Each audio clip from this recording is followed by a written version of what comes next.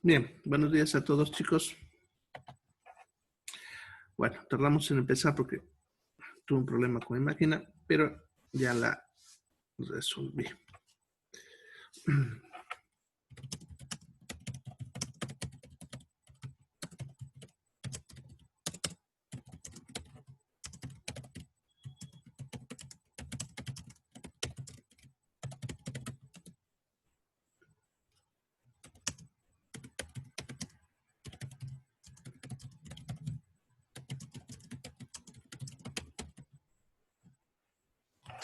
Bien, entonces continuemos donde habíamos quedado la clase de ayer. Habíamos empezado el tema de fisiología del aparato cardiovascular. Ya habíamos visto cómo funciona el corazón. Y estábamos viendo lo que es la hemodinámica, ¿no? Cómo es el movimiento de la sangre y qué lo genera.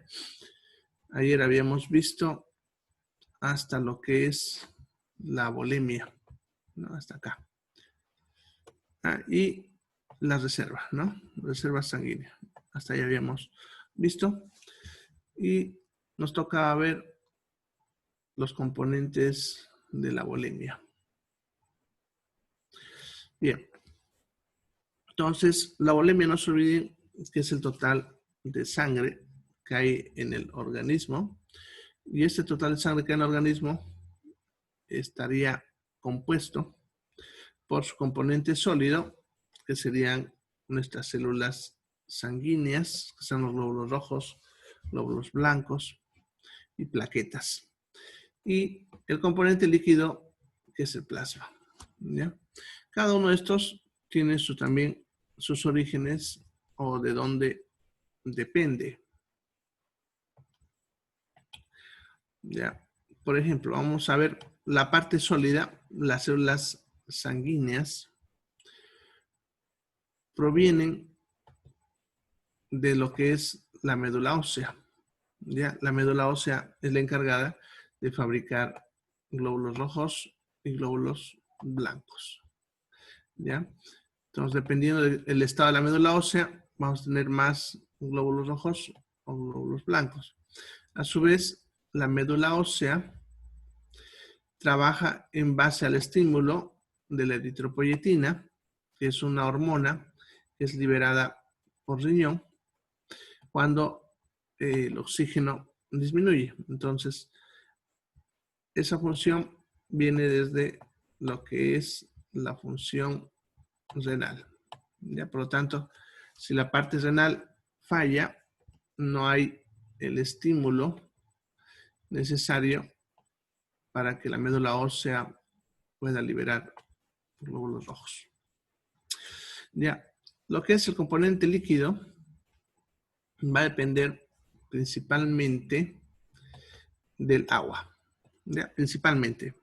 Sin embargo, hay que entender lo que ya hemos visto anteriormente en el primer tema, que la parte líquida extracelular no es solamente agua, sino también contiene otras sustancias que serían los solutos, que algunos ya los hemos mencionado, como la glucosa, el sodio, el potasio, el cloro, las proteínas. Esos serían los solutos.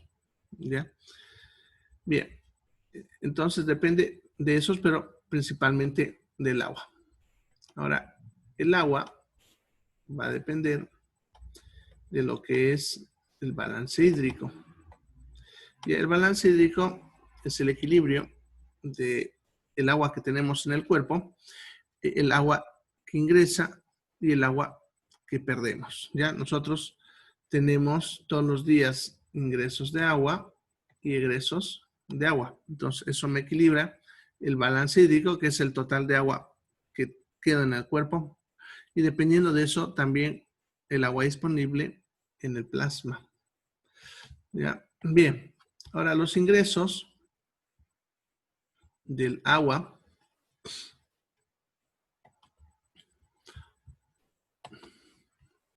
bien, tiene dos fuentes naturales y una artificial.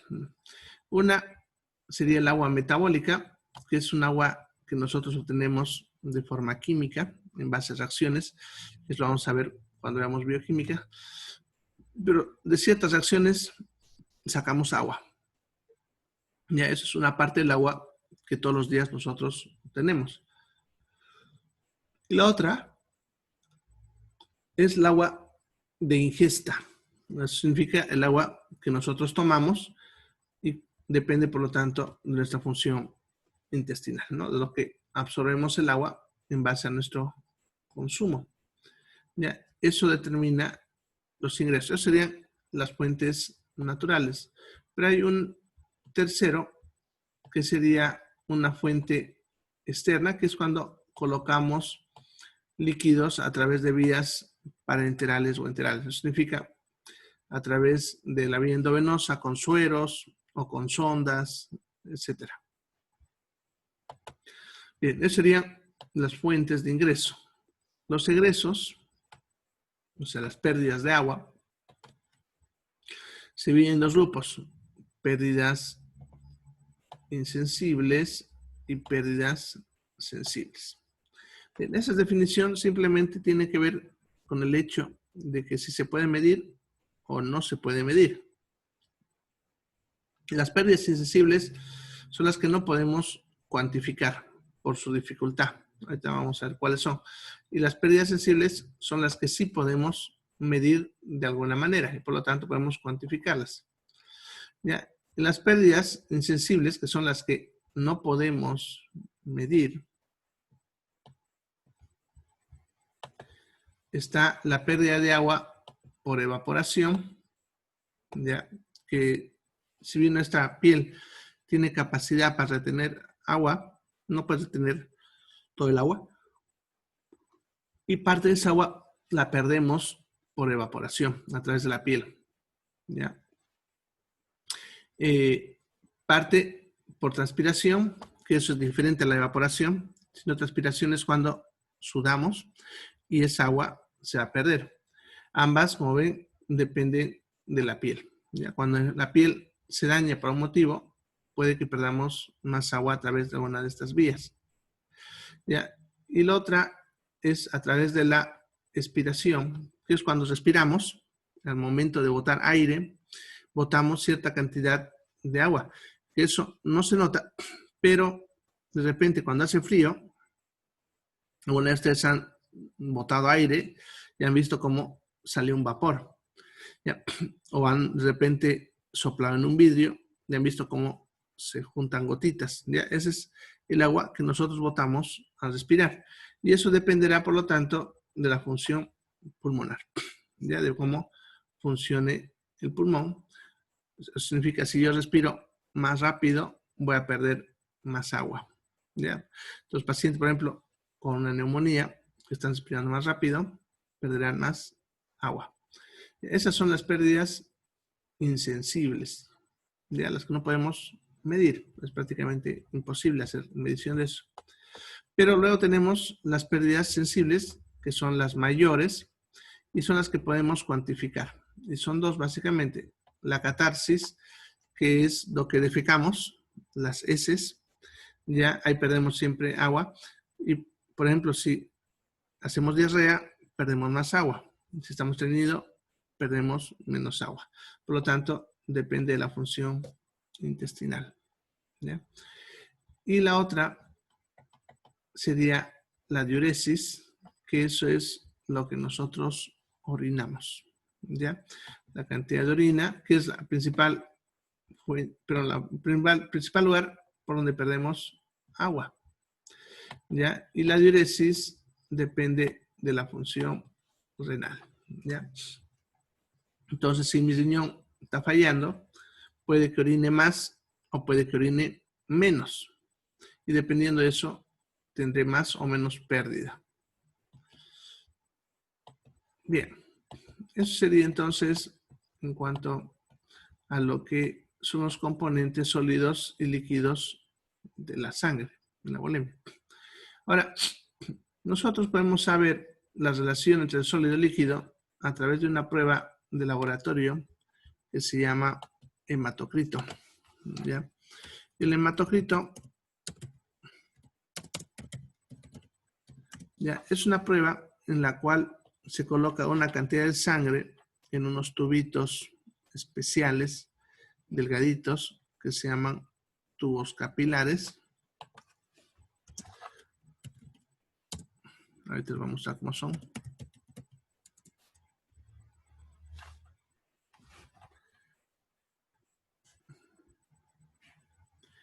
Bien, acá está. Entonces, son unos tubos delgaditos de vidrio. Ya aquí pueden verlos. Ya son más delgaditos que una mina de lapicero. Ya que incluso están viendo una toma de muestra. Claro que también se puede poner directo de un tubo cuando se saca sangre en un tubo. Ya aquí lo ven sujetándolo. Eso es una vez que lo han llenado de sangre. Luego que se ha llenado de sangre, uno de sus extremos se coloca en una plastilina. Ahí te lo vamos a mostrar. Miren, aquí vemos cómo se toma del tubo.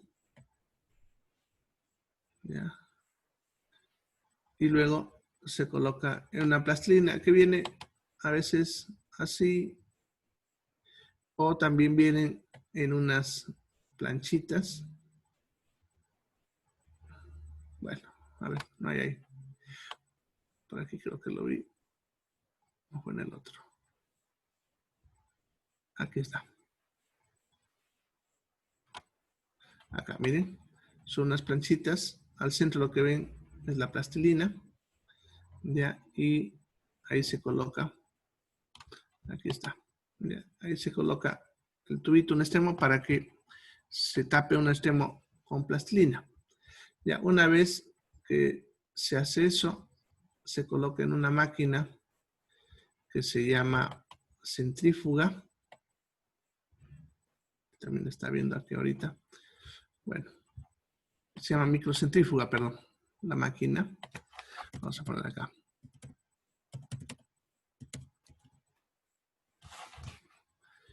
Que es una máquina que gira a altísima velocidad, 20.000 revoluciones por minuto. ¿Ya? Es esta máquina. Ahí está. Ahí en ese lugar se meten estos tubitos, se lo tapa y gira a altísima velocidad. ¿Ya?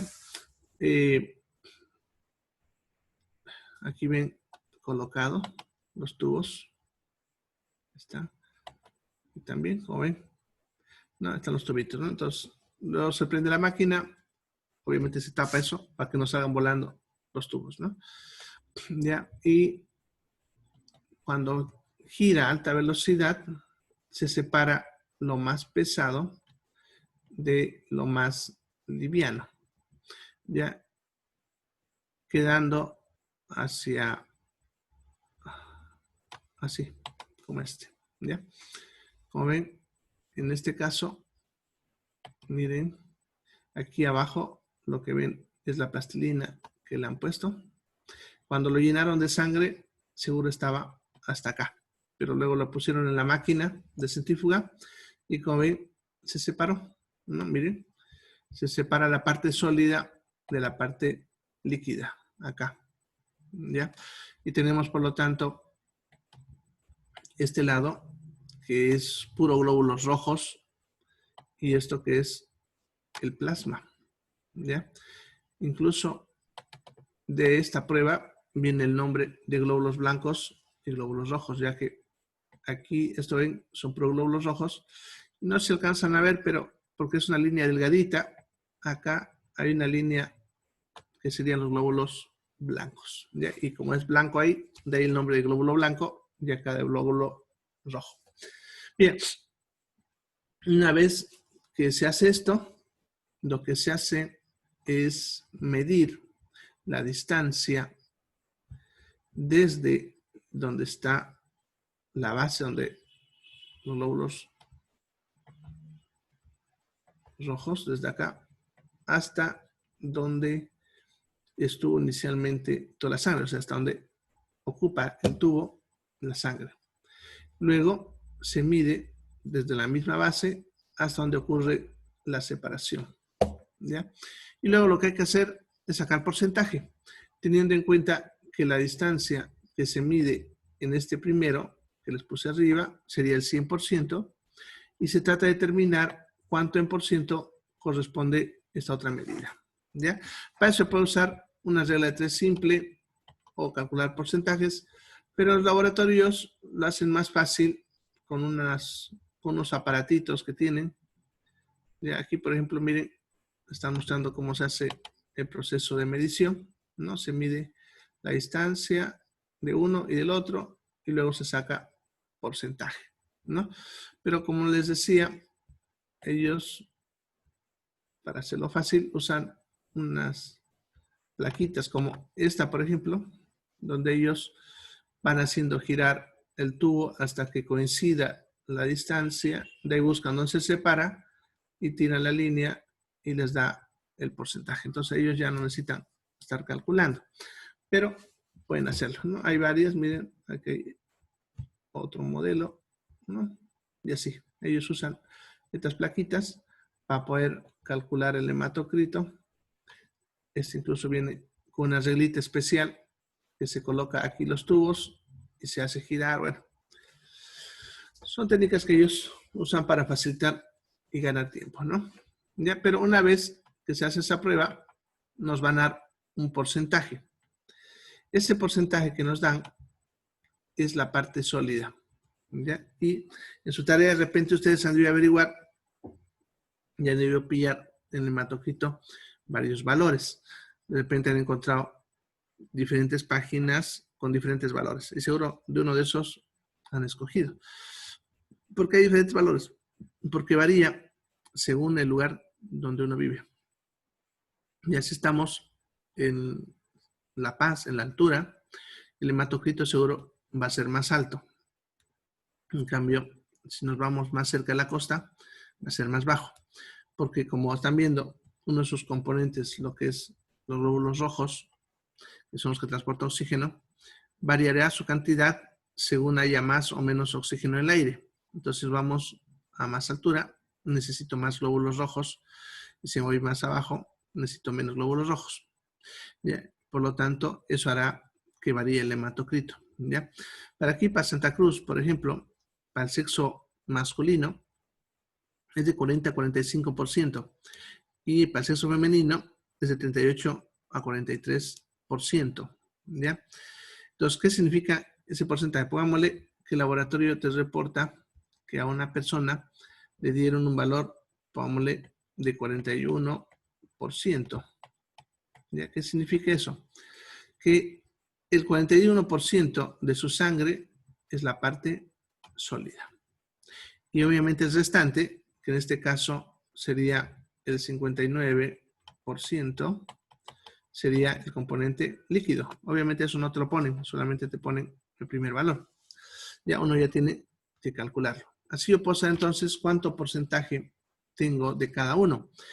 Para eso solamente aplico eso a lo que habíamos visto ayer de la bulimia, ¿no? Si una persona, por ejemplo, obtuvimos que tiene 5 litros, a esos 5 litros le sacamos el 41% y así sabríamos el componente sólido.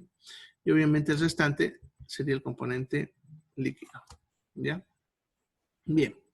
De todas maneras, eso solamente lo usamos para cálculo. ¿Ya? Bien. Entonces, hasta ahí vendría lo que es del retorno venoso. ¿Ya? Vamos a ver ahora del otro lado, porque se acuerdan que habíamos seguido la línea del gasto cardíaco. Ya, ahora vamos a ver la otra línea, que es la de resistencia vascular. ¿Ya? Entonces, la presión arterial, habíamos dicho, ¿se acuerdan ayer? Que dependía de dos factores, lo que es gasto cardíaco y resistencia vascular. Y vimos todo lo que era de gasto cardíaco. Ya, ahora veremos lo que es de la resistencia vascular. La resistencia vascular sería la fuerza que se opone a el avance de la sangre. ¿Ya? Y esta fuerza que se está resistiendo a que la sangre avance va a depender de 4 factores. 2 factores que son modificables y 2 factores que no lo son. ¿Ya? ¿Cuáles son los factores modificables? Ya serían estos dos. ¿Ya? Y los otros dos no se pueden modificar. Estos de acá. ¿Ya? Bien, vamos a ver a qué se refiere con eso. Bien, el primero sería la superficie interna de los vasos.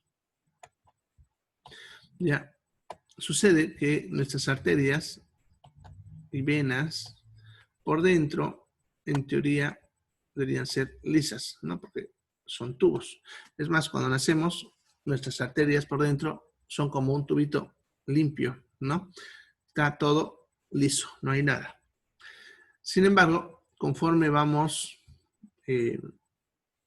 avanzando en años, y ni siquiera por si acaso cuando somos viejos, desde que somos niños ya, empezamos a acumular grasa en nuestras arterias por diferentes factores. Forma parte del proceso normal de envejecimiento. ¿Ya? Y una persona, aun cuando sea flaca, vegetariana y todo, lo que ustedes quieren, igual acumula grasa en sus arterias. Ya es un proceso normal. ¿Ya? Esa acumulación de grasa en las arterias va a hacer que su superficie se vaya volviendo irregular, de ser lisa. Los primeros años podemos decir que se altera poquito, así bien suavito las alteraciones, no hay mucha alteración, es mínima y por lo tanto la sangre, a pesar de todo, corre bastante bien. ¿Ya? Entonces la sangre por acá, vámonos que corre por ahí, vamos a reducir la flechita, ¿ya? Sí. No, que corre por ahí a pesar de esas irregularidades sin mucho problema. ¿Ya?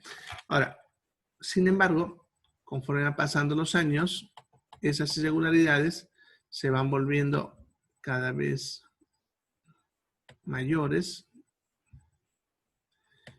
y obviamente bastante ya irregulares, ¿no? Así, ¿ya? Eso va a hacer que la sangre ya le cueste un poquito moverse, además que se reduce un poco como en el diámetro, ¿ya? Entonces, a ver, vamos. Toda la sangre debería correr libremente por acá, ya no puede hacerlo. ¿Ven? Como ven, chocaría, eso le haría que cambie de dirección, ¿ya? Y retrasaría el avance de la sangre. La misma sangre, cuando choca en alguna superficie, vamos a ver que estamos acá, y esta choca ahí, en ese punto va a generar una turbulencia, un remolino. ¿Ya? Ese remolino va a frenar a la misma sangre que está a su lado, ¿ya? Y eso va a hacer que la sangre le cueste moverse, ¿ya? Entonces retrasa el avance de la sangre y por lo tanto aumenta la resistencia vascular. Ya, entre una de las causas por qué las personas tienden a hacer problemas de presión alta o enfermedades cardiovasculares cuantos más años tenemos. Bien, el otro factor es la elasticidad de los vasos, ¿ya? Esa misma causa que acabamos de ver, lo que es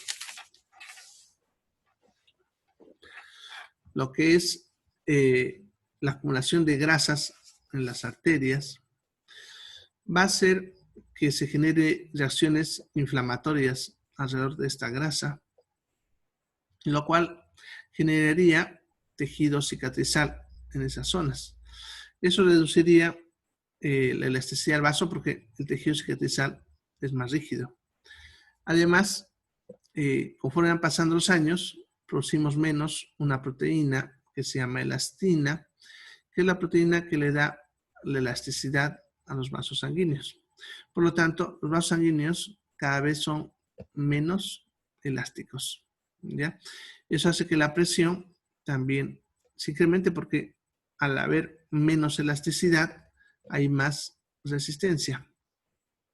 Y eso me genera la subida de la presión arterial. Bien, estos, como decía, no se pueden modificar, van a pasar sí o sí. La diferencia es en cuánto tiempo van a pasar, ¿no? Ya, esto que tal vez podemos controlar. Si tenemos una vida sana, con bajo consumo de alcohol, tabaco, una dieta saludable, hacemos actividad física, eso va a frenarse un poquito, ¿ya? Pero igual va a pasar, ¿ya? Bien. Luego los otros factores que ya son los modificables, ¿no? El primero es la viscosidad sanguínea. Eso refiere más que todo a lo que es el espesor de la sangre, ¿ya? Ustedes deben saber muy bien que un líquido más espeso se va a mover más lento. En cambio, un líquido más fluido se mueve más rápido. Entonces, un líquido se mueve más rápido o más lento dependiendo de su viscosidad, ¿ya? Cuanto más espeso sea, más lento se mueve. En otras palabras, si el líquido es más viscoso, la sangre se moverá más lentamente, o sea, habrá más resistencia y por lo tanto me subirá la presión arterial, ¿ya? Bien, ahora, ¿de qué depende esa viscosidad? Bueno, de lo que son los espesantes, que en sí los espesantes serían los solutos que se encuentran en la sangre. Por eso si ven la flechita, viene hacia acá y nos apunta a dos cosas. Lo que es el componente sólido, el agua y los solutos, ¿ya? Si tiene más glóbulos rojos y más solutos como sodio, potasio, cloro, glucosa, entonces será más espeso. Si tiene menos de esto y obviamente más agua, entonces será menos espeso, ¿ya? Entonces dependiendo de esto, el espesor de la sangre. Entonces, por ejemplo, hay personas que tienen una enfermedad llamada poliglobulia, en la cual tienen muchos glóbulos rojos, por lo tanto, esa sangre es más espesa.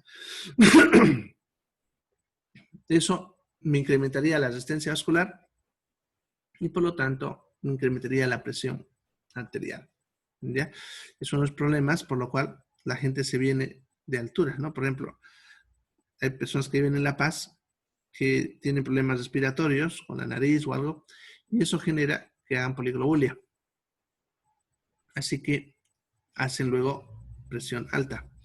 Y la solución para estas personas es que se vengan a vivir aquí a un lugar donde hay más oxígeno, eso reduce los glóbulos rojos y por lo tanto desaparece la presión elevada.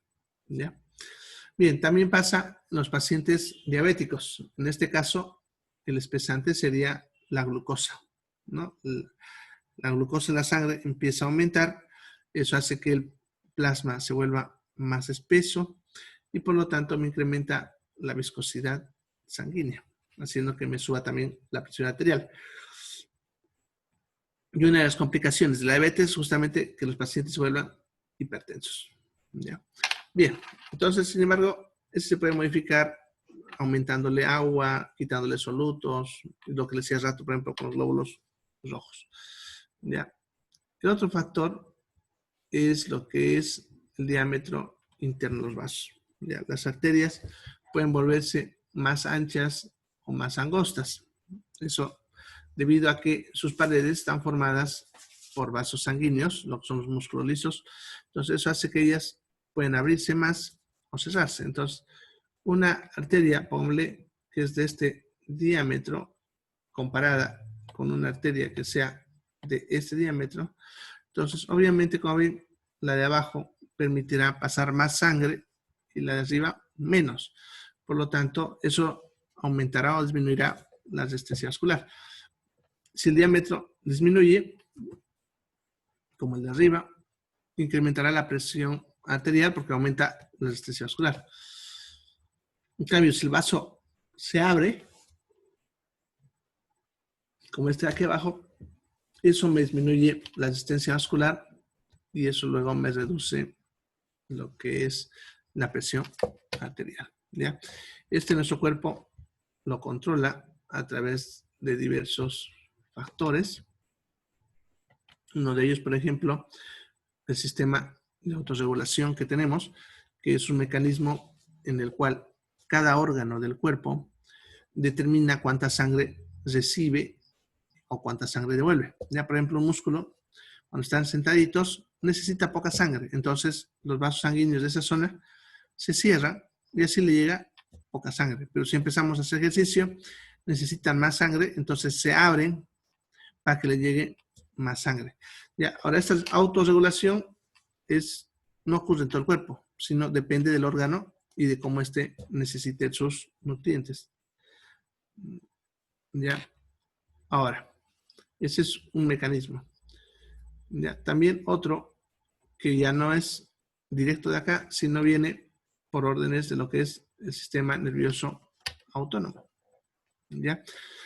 El sistema nervioso autónomo puede mandar señales a los vasos sanguíneos para que reduzcan o abran su diámetro. Y también hormonas como la adrenalina, por ejemplo, dopamina, etcétera, que pueden hacer también que se estimule esta autorregulación y así me regularía el diámetro. Y eso haría que se corrija también la presión arterial. ¿Ya? Y otro factor que lo vamos a ver cuando veamos riñón, que está, si ven esa flechita de acá, viene seguro desde el riñón, desde acá. ¿Ya? Miren, vasoconstricción de lo que es una hormona que produce el riñón llamada renina. ¿Ya? Pero eso lo vamos a ver cuando veamos la función renal. ¿Ya? Entonces, todos esos factores se pueden modificar. Incluso nosotros, cuando queremos corregir la presión arterial, bien, ya sabía que va el tiempo, pero igual se va a acabar un poquito. Cuando nosotros corregimos la presión arterial a través de medicamentos, los medicamentos pueden actuar en estos niveles. ¿Ya? Unos más usados son los IECAs, como el enalapril, que lo que hace es hacer que el vaso sanguíneo se abra, aumente su diámetro, de tal manera que así reduce la resistencia vascular y eso me baja la presión arterial. ¿Ya? Bien, entonces todo eso serían los componentes de la hemodinámica. ¿Ya? Ahora, ustedes han visto que en diferentes partes yo he puesto unas caritas. ¿Ya? Estas caritas es para conectar con el flujo sanguíneo. ¿Ya? Cuando ustedes vean esa carita, eso significa que esa función depende del flujo sanguíneo. Por ejemplo, aquí mismo, miren, abajito está mostrando uno de esos. Entonces, si yo he puesto aquí una carita, eso significa que esta función depende del flujo sanguíneo. Si el flujo sanguíneo baja, esta función falla. ¿Ya? Bien, vámonos a la otra sesión.